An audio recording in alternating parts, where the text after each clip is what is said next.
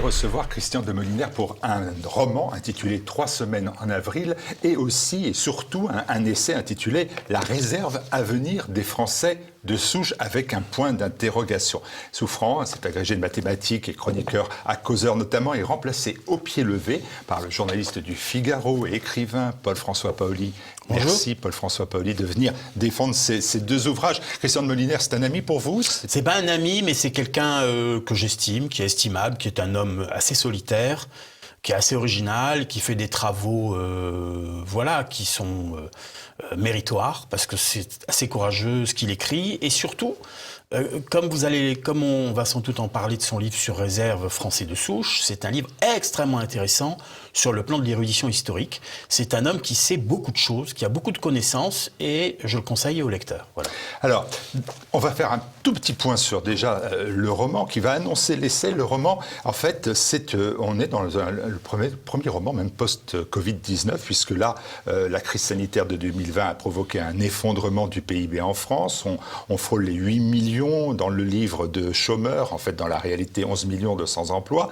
La France est sortie de la zone euro et il y a cette implacable guerre civile et religieuse qui menace notre pays. C'est d'ailleurs une constante dans l'œuvre de Christian de Molinaire, c'est-à-dire véritablement une incompatibilité qui mène à une forme de guerre civile entre, d'un côté, les musulmans, qu'il voit intégristes, et puis les petits blancs, les blancs, qu'il voit quelquefois aussi racialistes.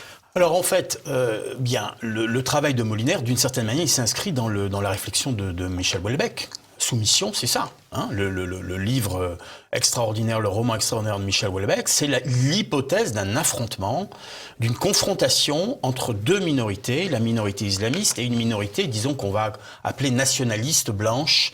Et c'est vrai que c'est de la fiction. Mais quand on voit ce qui vient de se passer dans la rue il y a quelques jours avec l'affaire Aïssa Traoré, avec la manifestation interdite, avec les incidents qui ont failli éclater entre d'un côté des racialistes noirs ou africains ou pro-africains communautaristes et des gens de la génération identitaire, on voit bien qu'on n'est plus tout à fait dans la fiction et que ce sont des choses qui pourraient arriver. Alors, bien sûr, le travail du romancier, c'est de broder, c'est d'extrapoler, mais à la base, il y a des éléments de réalité qui sont très inquiétants. Alors, je reviens au roman encore une seconde, parce que, bien évidemment, tout le roman, l'idée, c'est qu'il pourrait y avoir, il y a deux personnages principaux, Fatima Ousselik d'un côté, et puis un capitaine de l'armée qui s'appelle Xavier, et l'un représente la communauté musulmane, et l'autre, cette communauté blanche. Et il y a toute l'idée de faire un pont entre les deux. Dans l'essai, l'idée de faire un pont, c'est-à-dire qu'il y ait un lien entre les deux, pour lui, c'est fort clos. Alors, dans l'ordre du romanesque et de la fiction, ce qu'il y a de terrible dans les guerres civiles, ce qui est affreux dans les guerres civiles, c'est qu'il y a toujours des gens qui peuvent se rencontrer d'un bord à l'autre et qui peuvent sympathiser, qui peuvent avoir des affinités, qui peuvent même s'aimer. Il y a des histoires d'amour entre Serbes et Bosniaques ou entre Croates et Serbes, ça a existé. Mais dès qu'il y a la fixation communautaire, dès que la folie identitaire s'empare de l'esprit des gens, c'est de plus en plus rare et de plus en plus difficile. Donc, d'un côté, Christian de Molinaire écrit des fictions, d'un autre côté, il a une réflexion qui est sérieuse sur la possibilité d'une déflagration qui pourrait arriver en France et qui est malheureusement pas à exclure. Alors, dans ce livre, il y a deux parties. La première partie, c'est une partie historique qui, à mon avis, est la meilleure. C'est la plus réussie du livre et la plus originale. C'est-à-dire que c'est une micro-encyclopédie historique de tous les affrontements ethniques qui ont défrayé l'histoire de l'humanité. Et c'est un exploit, parce que Christian de Molinaire n'est pas historien de formation, il est mathématicien, mais il nous rappelle l'origine de tous les affrontements qu'il y a eu, par exemple, aussi bien dans le monde amérindien, entre les Amérindiens et les Européens lorsqu'ils sont arrivés, en Australie avec les aborigènes, en Afrique du Sud entre les Afrikaners et les Noirs d'Afrique du Sud, en particulier les Zoulous. Donc tout ça, dans notre tête, c'est très souvent mélangé. Il a des notions très précises, il a une érudition qui est assez détonnante, et ça nous apprend effectivement que l'histoire est tragique et qu'il y a beaucoup de gens qui nous disent, beaucoup d'imbéciles qui nous disent « mais ça n'arrivera jamais en France, mais ça n'arrivera jamais en Europe ». Et ce sont les mêmes qui, évidemment, n'avaient pas prévu la déflagration yougoslave. Ce sont les mêmes qui n'ont rien compris à ce qui s'est passé. Ce sont les mêmes qui ne comprennent rien à ce qui se passe en Ukraine entre les nationalistes ukrainiens et les nationalistes russes. Alors, pour eux, l'Europe est sortie de l'histoire. Ils croient que nous sommes, au fond, au pays des bisounours. Les petits jeunes, beaucoup croient ça. Et le livre de Moliner peut, d'une certaine manière, les réveiller. Alors, vous évoquez effectivement les innombrables conflits religieux ou ethniques qui ont secoué la planète et qu'il relève. Il relève aussi, il fait un panorama mondial des peuples submergés par l'immigration. Il dit même que certains ont dû changer de langue ou de religion. Toute cette première partie pour aboutir à quoi ? Au titre du livre, peut-être. Alors, pour aboutir à un titre qui est provoquant et qui n'est pas très crédible, je ne vois pas du tout les Français de souche, vous et moi, habiter dans des réserves, ce n'est pas la question. Ce n'est pas déjà le cas, mais économique.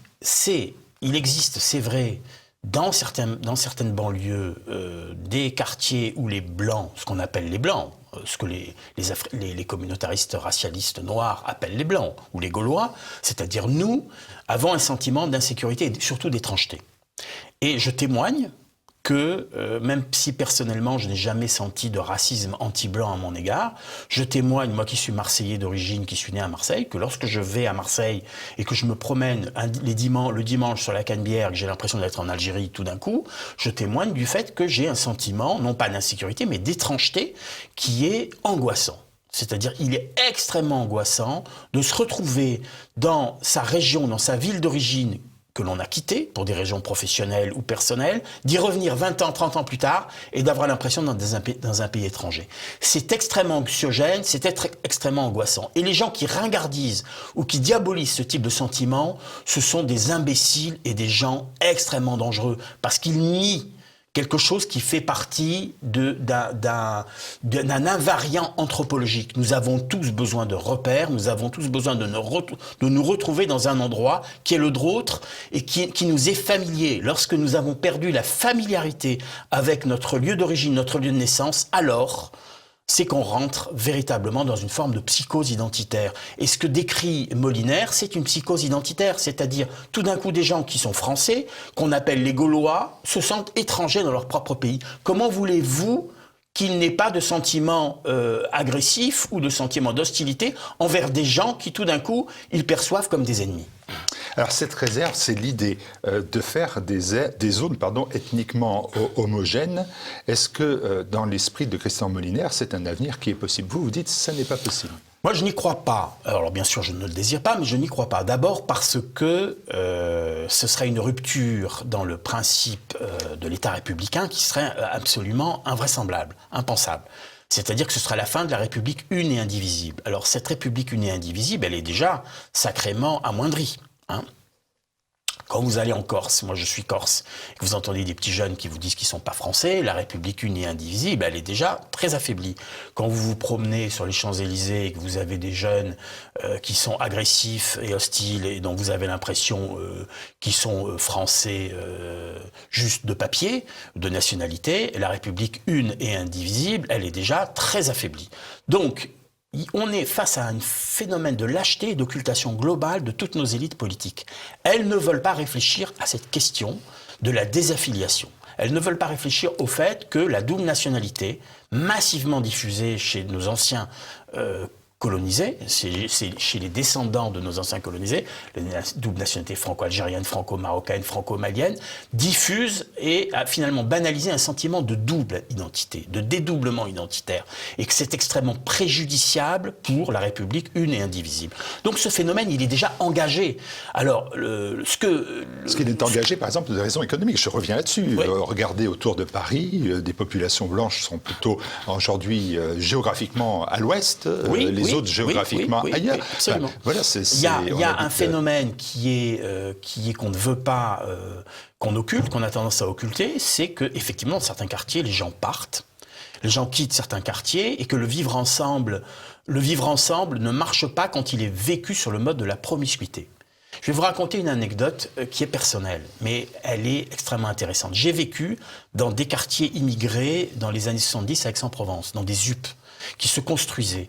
Et je fais partie d'une famille de gens, ma mère était catholique, mon père était républicain, jacobin, de gauche, et il était magistrat, il était très à gauche, et il souffrait de la promiscuité ethnique. Et pourtant, il était de gauche, et toutes ces valeurs auraient dû faire en sorte qu'il n'en souffre pas. Ma mère, qui était catholique, supportait cette promiscuité beaucoup mieux. Mon père, qui était magistrat à Aix-en-Provence, avait un sentiment de déclassement social parce que dans notre immeuble, il y avait beaucoup de gens, d'ouvriers maghrébins ou de gens d'origine africaine. Comment voulez-vous que ce sentiment qui existait chez un homme de gauche, qui était profondément républicain, n'existe pas chez ce qu'on appelle les petits blancs aujourd'hui? Ce sentiment, il est universel. Nier ce sentiment, le minimiser, le relativiser, le considérer comme ringard, c'est un point de vue de riche. C'est un point de vue de bourgeois riche qui habitent rive gauche, et on sait qui sont ces gens. Alors l'idée aussi que cette notion de réserve, même ça fait un peu sitting bull, la réserve des Indiens, néanmoins cette idée-là, elle fait son chemin. Regardez, François Hollande dit un jour, c'est rapporté par les journalistes du quotidien Le Monde, qu'il y a aujourd'hui une partition qui se met en place en France. Oui, c'est le chef de l'État qui Hollande, le dit à ce moment-là. Il a une énorme responsabilité dans cette partition. Hollande a fait partie dans les années 80,